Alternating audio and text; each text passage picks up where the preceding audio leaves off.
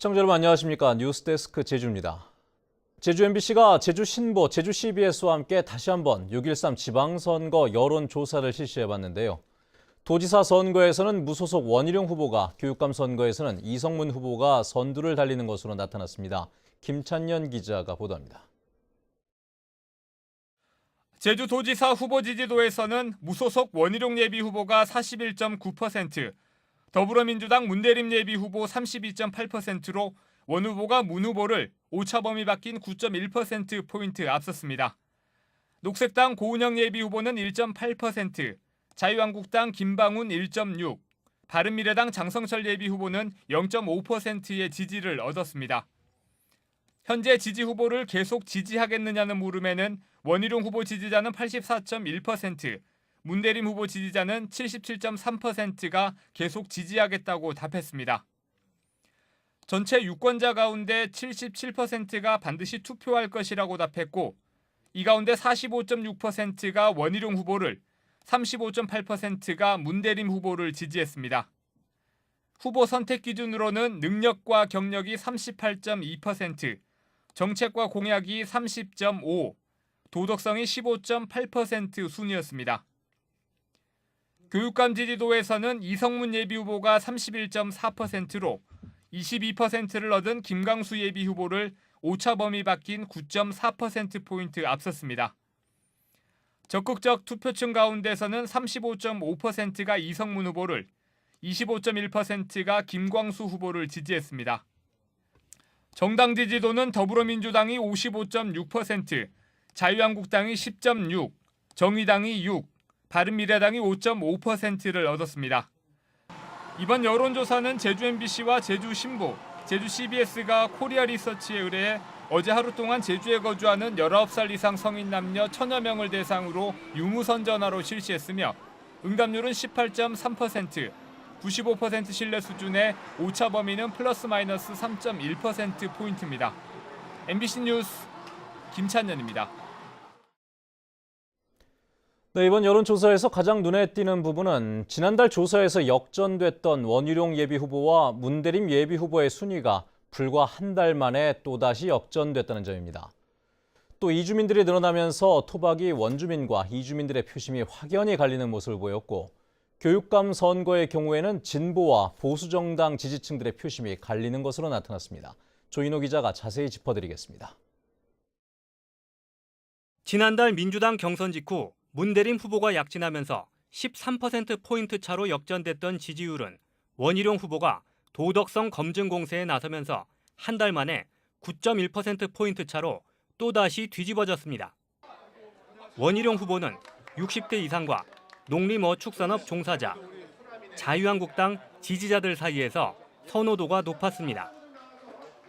문대림 후보는 40대와 학생, 더불어민주당 지지층이 선호했지만 민주당 지지자의 30% 이상은 원희룡 후보 쪽으로 이탈했습니다.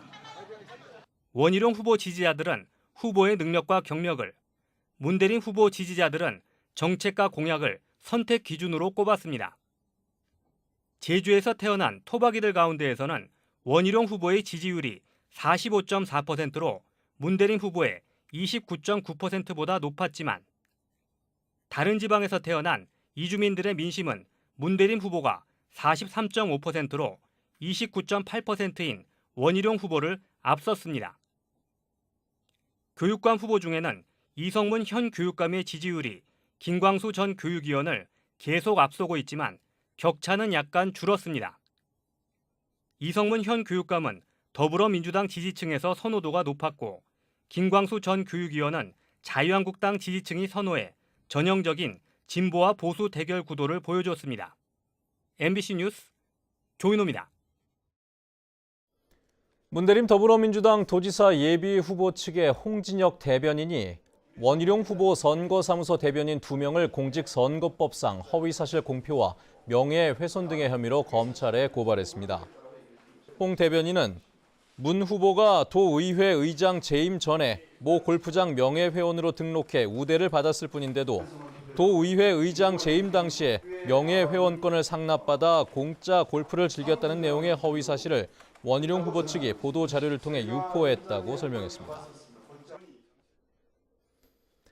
한편 무소속 원희룡 도지사 예비 후보 측도 모 인터넷 신문 발행인과 기자, 문대림 후보 캠프 관계자 등 3명을 공직선거법 위반 등의 혐의로 제주지방검찰청에 고발했습니다.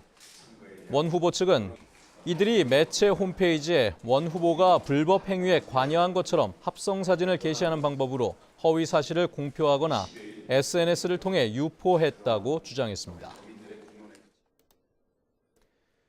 제주주민자치연대가 국제자유도시 특별법 전면 개정과 기초자치단체 부활에 대한 주민선택권 부여 등 지방선거 7대 정책을 6.13 지방선거에 출마한 도지사 예비 후보들에게 제안했습니다. 7대 정책에는 자치재정권 확보와 재정주민투표제 확대, JDC의 제주도 이관과 주민참여 예산제 확대, 외국인 면세점, 관광진흥기금 부과 등이 포함됐습니다. 세월호 참사 이후 정부가 여객선의 선령 제한을 30년에서 25년으로 강화를 했는데요. 운항 선령 기준에 맞는 선박 투입에 차질이 빚어지면서 제주 뱃길의 여객 수송과 물류 운송에 비상이 걸렸습니다. 홍수연 기자의 보도입니다. 제주와 전남 고흥군 녹동을 잇는 항로에 이달부터 새로 투입된 6,000톤급 여객선 아리온 제주호입니다. 낡은 기존 선박 대신 투입된 새 여객선은 차량 200대를 더 실을 수 있고 운항 시간도 20분 이상 빠릅니다. 이렇게 대체 선박이 투입된 노선은 사정이 나은 편입니다. 다른 일부 노선은 선령 제한에 대체 선박을 제때 투입하지 못해서 운항 차질이 불가피해졌습니다. 제주와 다른 지방을 잇는 여객선은 6개 항로에 9척. 이 가운데 4개 항로에 5척이 오는 7월까지 선령 기준 초과로 운항할 수 없게 됩니다. 하지만 대체 선박이 투입된 곳은 고흥과 목포 2개 노선뿐. 나머지 완도와 부산 등 2개 항로의 여객선 3척은 대체 선박 투입이 늦어져 최장 석 달간 운항이 중단됩니다. 딱 이 사이즈에 관한 배를 가지고 앞으로 아래 배를 경제적 여건이라든지 이런 전부 다 고려를 해서 가지고 와야 되는 실정이다 보니까 특히 여름 성수기 평균 승객이 10만 명에 이르는 제주 완도 항로는 직격탄을 맞게 됐습니다. 선사로 하여금 대체 선박을 빨리 임차를 해가지고 3개월 동안에 그 다른 대체 선박을 투입토록 행정 요청을 하고 있는 실정입니다. 그러나 선사들은 최근 국내외 조선업 침체 속에 제주항 선석에 맞는 선박 구하기가 힘들어졌다며 어려움을 호소하고 있어 임차 선박을 통한 임시 운항도 쉽지 않을 전망입니다. MBC 뉴스 홍수현입니다. 올해선 마늘 수매가가 킬로그램당 3,000원에 결정돼 농가와의 마찰이 예상됩니다. 마늘제주협의회는 임시총회를 열어 대학 재배농가의 상품 마늘을 지난해보다 200원 낮은 킬로그램당 3,000원에 수매하기로 결정했습니다. 뉴스데스크 제주였습니다. 시청해주신 여러분 고맙습니다.